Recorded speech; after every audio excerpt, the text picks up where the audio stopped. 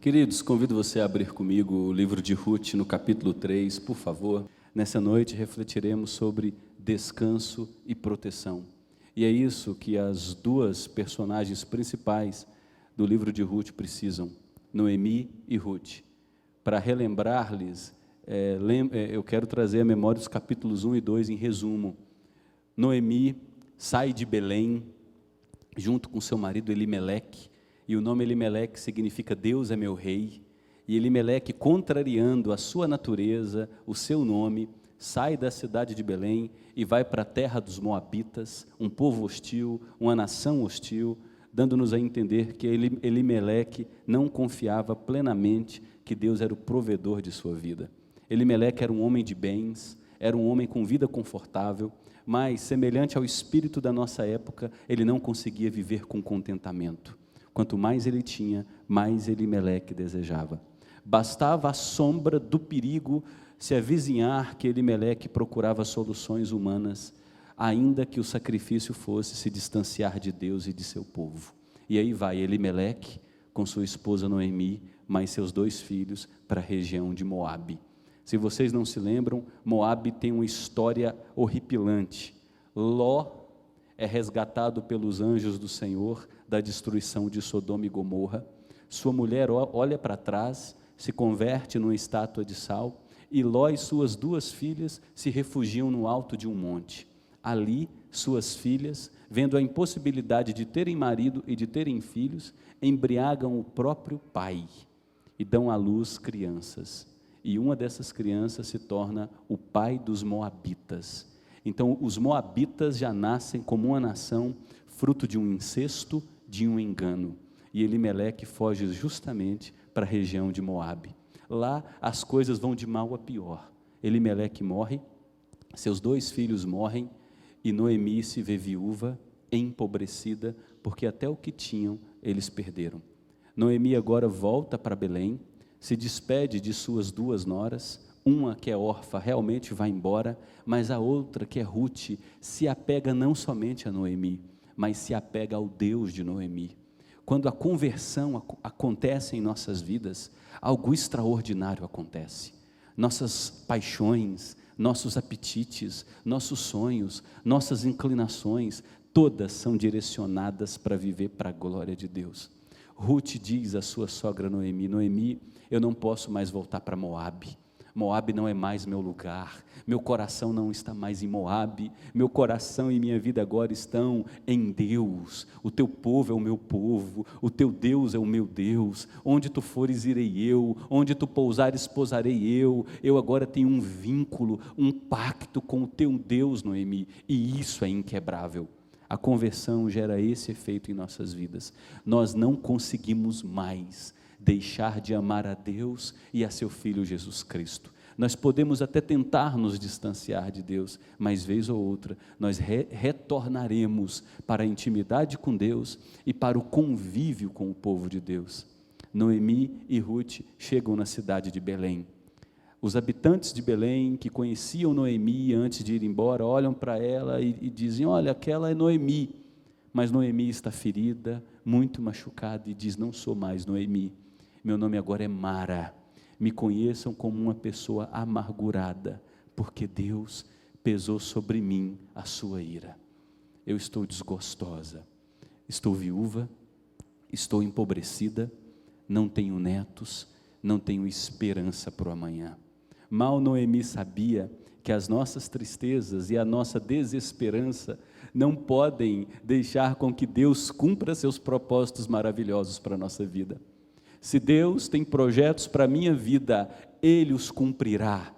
Ainda que nessa trajetória eu e você tenhamos que caminhar pelos vales, por lugares desertos, por situações dolorosas, por experiências devastadoras, ainda assim Deus cumprirá a sua promessa e a sua vontade para as nossas vidas. Nossas tristezas, nossas decepções, os percalços da vida não podem invalidar o projeto de amor e salvação que Deus tem para mim e para você. Noemi, ao chegar em Belém, tem essa perspectiva: eu sou agora amargurada. E aí começa o capítulo 2, fruto da nossa exposição no domingo passado. Ruth faminta, Noemi faminta, Ruth se vê obrigada a ir para a lavoura, viver da lei da rebusca. Ela vai recolher espigas que caem da colheita. E Ruth, enquanto está recolhendo as espigas que caem da colheita, o texto diz que por casualidade entra no campo de um homem próspero, um homem de muitos bens chamado Boaz.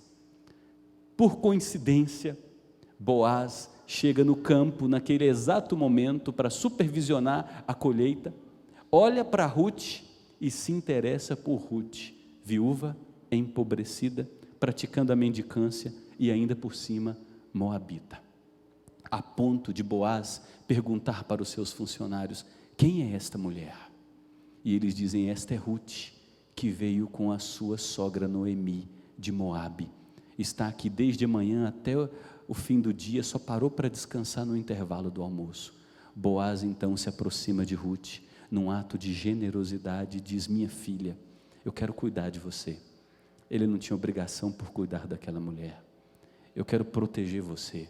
Me contaram o quanto você foi honesta com a sua sogra. Me contaram que você se converteu da idolatria dos seus deuses e se converteu ao Deus de Israel. Me contaram que você veio buscar refúgio sob as asas do Deus de Israel. E quando nós buscamos refúgio sob as asas de Deus, realidades extraordinárias começam a acontecer em nossas vidas.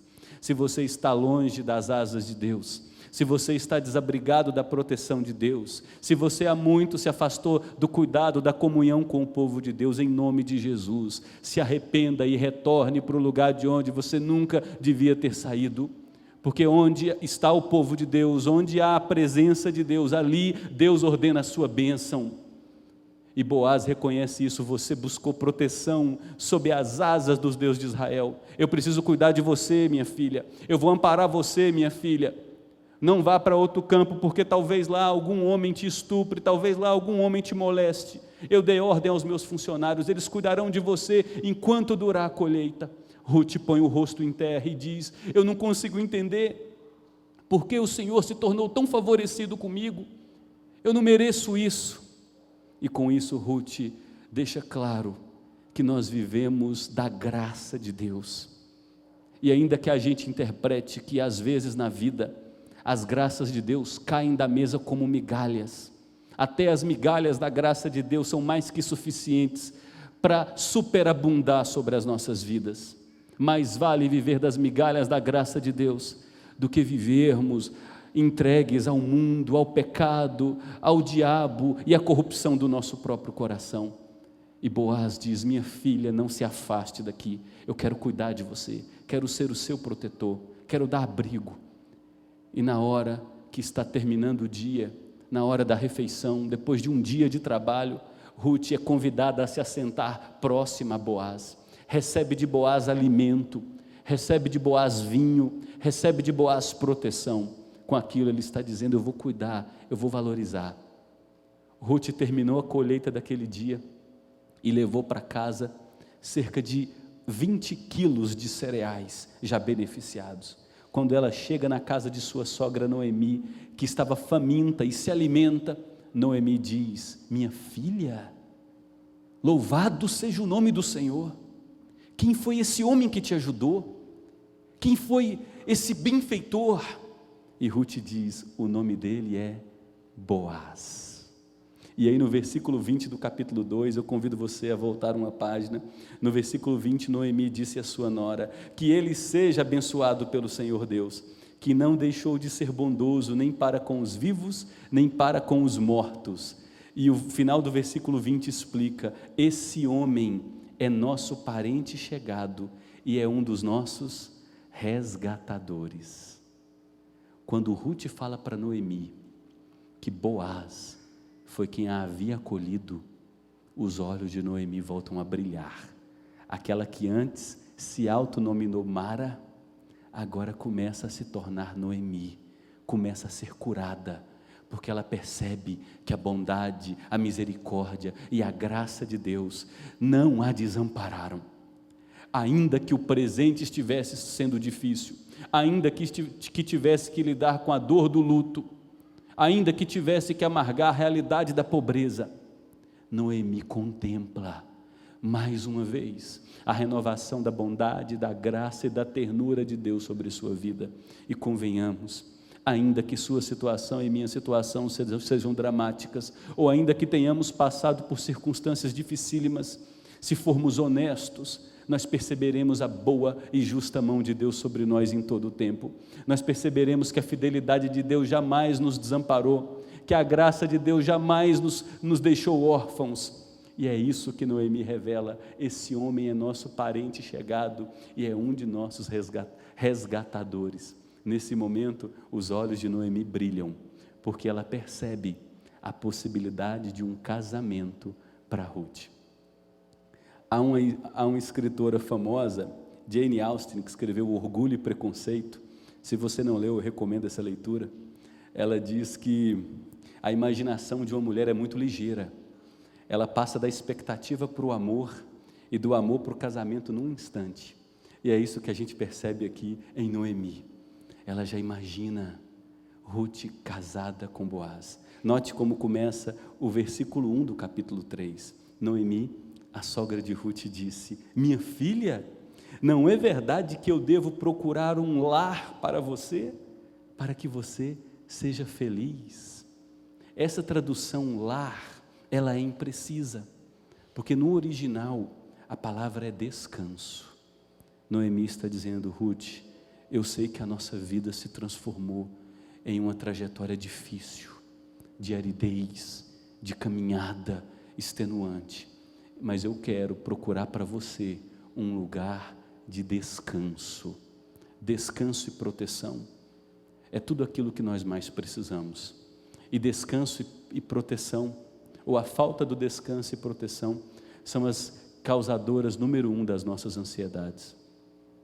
Descanso e proteção são as necessidades básicas do ser humano. Quantos de nós não buscam descanso através de colchões mais caros, desejando as férias, desejando o feriado, desejando um carro mais confortável? E olha que quanto mais nós desejamos descanso, parece que menos tempo temos para ele. Proteção é outra das nossas necessidades. Quantos de nossos irmãos e irmãs, amigos, moradores do nosso país e do planeta nesse momento não estão trancados em casa, imaginando que com isso estão conseguindo se proteger absolutamente de um vírus invisível que assola o planeta? Nos trancamos em condomínios fechados, nos trancamos em prédios verticais, em condomínios verticais, a fim de encontrar um mínimo de proteção para nós e para nossa família. E proteção era o que Ruth e Noemi mais precisavam. E note, Ruth era uma mulher viúva, uma mulher empobrecida. Ruth era uma estrangeira e Ruth era uma moabita. E além disso, Ruth ainda vivia num tempo onde os israelitas, o povo de Deus, não era confiável. Ruth se dá no tempo dos juízes, e no tempo do livro dos juízes, o povo de Deus havia se distanciado de Deus e cada um fazia o que achava melhor. Era um tempo dificílimo. Essas mulheres precisavam de proteção e descanso. Quando Noemi ouve que Ruth é acolhida por Boaz, ela elabora um plano. Note os versos 2 a 4. Noemi diz: e esse Boaz, na companhia de cujas servas você esteve, não é um dos nossos parentes? Eis que esta noite ele estará limpando cevada na eira. Lave-se, ponha perfume, vista a sua melhor roupa e vá até a eira. Mas não deixe que ele perceba que você está ali, até que ele tenha acabado de comer e beber. Quando ele for dormir, repare bem o lugar onde ele vai se deitar. Então vá, descubra os pés dele e deite-se ali, e ele lhe dirá o que deve fazer. O plano de Noemi para Ruth é muito arriscado. Nós estamos aí cerca de 3.000 anos de distância culturalmente desse texto. Então talvez para nós, com mentalidade ocidental, seja muito difícil compreender o que esse texto está dizendo. Mas em resumo, o plano de Noemi é o seguinte: Boaz estará na eira, que é um espaço plano, aberto, onde se dá a limpeza e o beneficiamento dos cereais. Ele vai jantar, vai tomar um pouco de vinho, vai ficar alegre e vai se deitar. Você, Ruth, vai tomar um banho, se ungir, passar perfume, colocar a sua roupa mais bonita, e quando for de madrugadinha, ele tiver dormido, você vai destampar os pés dele e vai se deitar. Deixa ele, quando acordar, te dar as instruções do que deve acontecer. Ruth está recebendo de sua sogra um plano audacioso. E havia muitas possibilidades desse plano não dar certo. Ruth precisava que Boaz estivesse sozinho. Era um homem importante de muitas posses. Ruth precisava que ela não fosse vista por ninguém, para não ficar mal falada diante dos funcionários e depois na cidade. E Ruth era uma mulher que já gozava de muita reputação na cidade como mulher virtuosa. Ruth precisaria que Boaz fosse íntegro, porque um homem acorda de madrugada com uma mulher deitada aos seus pés.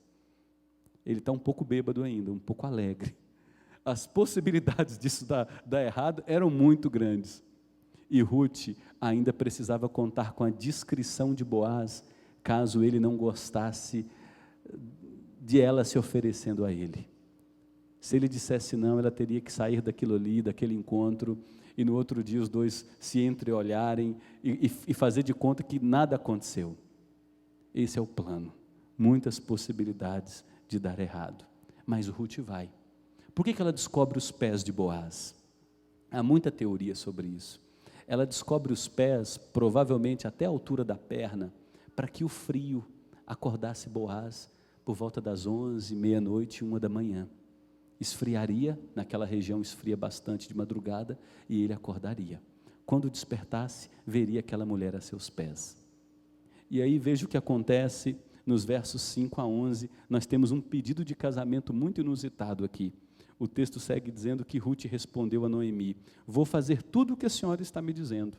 Então Ruth foi para a eira e fez conforme tudo que sua sogra lhe havia ordenado. Quando Boaz terminou de comer e beber, e estava já de coração um tanto alegre, foi deitar-se ao pé de um monte de cereais. Então Ruth chegou de mansinho, descobriu os pés dele e se deitou. Aconteceu que no meio da noite, o homem se assustou e sentou-se. E eis que uma mulher estava deitada a seus pés. Até aquele momento ele não sabia que era Ruth. Boaz perguntou: quem é você? Imagina acordar levemente de ressaca. Que isso? É um coiote que está passando aqui perto de mim? Não, é uma mulher. Quem é você? Ela respondeu: sou Ruth, a sua serva. Estenda a sua capa sobre esta sua serva, porque o Senhor é um resgatador. Até o momento de se deitar aos pés de Boaz, descobrir seus pés, Ruth obedeceu sua sogra.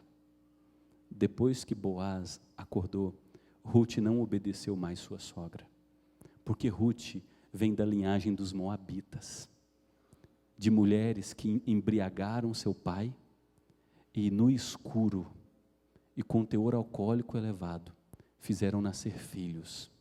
Ruth não queria ser associada mais às moabitas. Ela agora havia se convertido ao Deus verdadeiro. A partir daquele momento, ela deixa clara quais são as suas intenções. Eu sou Ruth, e eu quero que o Senhor estenda a sua capa sobre mim. Eu quero que o Senhor se case comigo. Eu quero que o Senhor me resgate. Talvez esta expressão de Ruth tenha referência ao capítulo 2, quando Boaz se aproxima de Ruth e diz: eu agradeço a Deus por sua vida, porque você veio se abrigar debaixo das asas de Deus. E agora Ruth pega essa mesma fala de Boaz e diz: eu quero me abrigar debaixo de suas asas. O Senhor é um protetor, o Senhor é um resgatador, cuide de mim. Note os versos 10 e 11. Boaz então respondeu: que você seja bendita do Senhor, minha filha. Você se mostrou mais bondosa agora do que no passado, pois não foi procurar um homem mais jovem, fosse rico ou fosse pobre. E agora, minha filha, não tenha medo. Tudo o que você falou eu vou fazer, porque todo o povo da cidade sabe que você é uma mulher virtuosa. Nós temos alguns elementos nesse versículo que são muito importantes. Muito importantes. O primeiro deles diz respeito ao casamento. Esse homem diz: você não foi procurar homem mais jovem, sendo ele rico ou pobre. E com isso aqui, o texto bíblico quebra alguns paradigmas. A gente imagina que tem que ter um período de idade para se casar, diferença máxima de 5 anos, 8 anos, 10 anos. O público evangélico e o público cristão começa a criar uma série de doutrinas que não existem na Bíblia. Esse homem é bem mais velho que Ruth, mas Ruth procura um homem íntegro, um homem de Deus, um homem que possa protegê-la, que possa ser abrigo para ela. Boaz é um protótipo de verdadeira masculinidade. Boaz é um homem maduro, Boaz é homem íntegro, Boaz é homem trabalhador, Boaz é homem generoso, Boaz é homem que cuida de mulher com respeito e responsabilidade. Boaz trata a mulher como parte mais frágil. Boaz respeita a dignidade de Deus presente na vida dessa mulher. Ele é um protótipo de verdadeira masculinidade. Mas há uma outra revelação nesse texto. O verso 11 termina com Boaz dizendo: todos na cidade sabem que você é uma mulher virtuosa.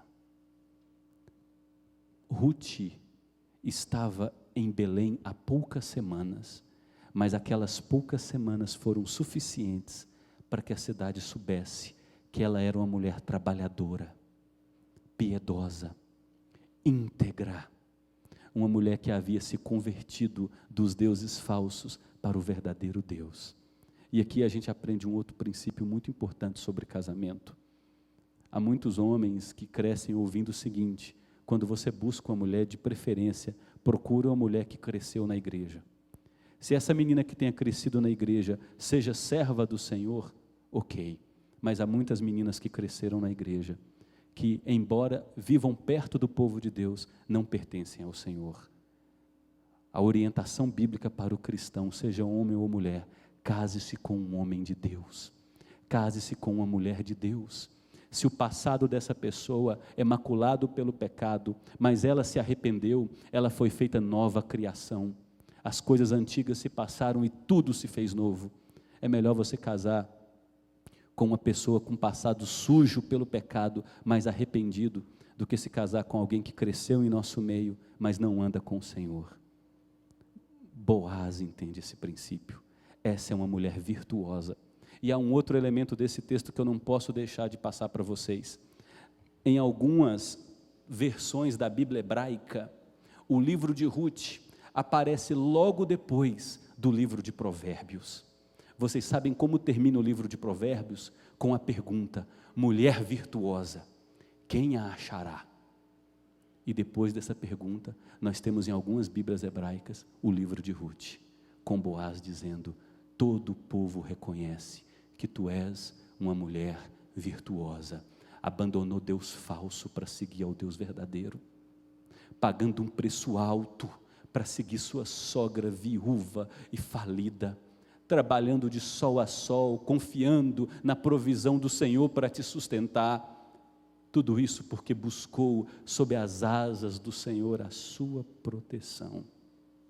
Ah, queridos, como Ruth, nós somos um povo que precisa de proteção e descanso.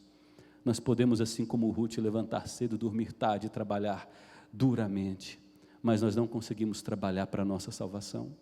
Nós não conseguimos trabalhar para lidar com os efeitos desastrosos do nosso pecado.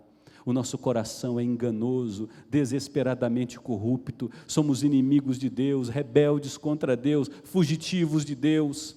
Nossas melhores obras não passam de um trapo de imundícia na presença de um Deus santo, infinitamente santo. Nós precisamos de salvação, nós precisamos de proteção, nós precisamos de um resgatador, precisamos de um salvador, precisamos de alguém que olhe para nós em nossas falências e derrame sobre nós misericórdia, derrame sobre nós graça, derrame sobre nós perdão.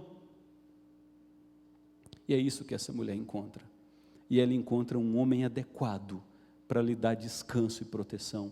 Note os versos 12 a 15, seguindo a leitura, Boaz diz: sim, é verdade que eu sou resgatador, mas há ainda outro resgatador que é parente mais chegado do que eu.